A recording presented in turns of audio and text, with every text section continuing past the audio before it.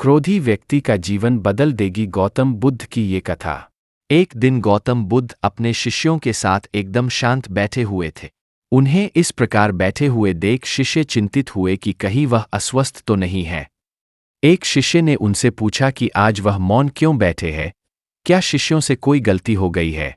इसी बीच एक अन्य शिष्य ने पूछा कि क्या वह अस्वस्थ है, पर बुद्ध मौन रहे। तभी कुछ दूर खड़ा व्यक्ति जोर से चिल्लाया, आज मुझे सभा में बैठने की अनुमति क्यों नहीं दी गई है। बुद्ध आंखें बंद करके ध्यान मग्न हो गए।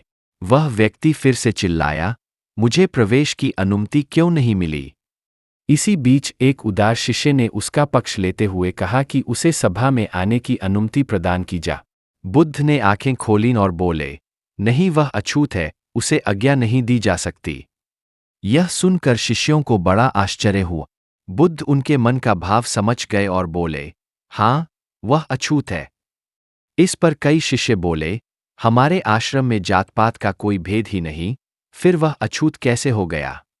तब बुद्ध ने समझाया, आज वह क्रोधित होकर आया है। क्रोध से जीवन की एकाग्रता भंग होती है। क्रोधी व्यक्ति प्राय मानसिक हिंसा कर बैठता है, इसलिए जब तक वह क्रोध में रहता है तब तक अछूत होता है। इसलिए उसे कुछ समय एकांत में खड़े रहना चाहिए। क्रोधित शिष्य भी बुद्ध की बातें सुन रहा था। पश्चाताप की अग्नि में तप कर वह समझ चुका था कि अहिंसा ही मनुष्य का महान कर्तव्य व परम धर्म है।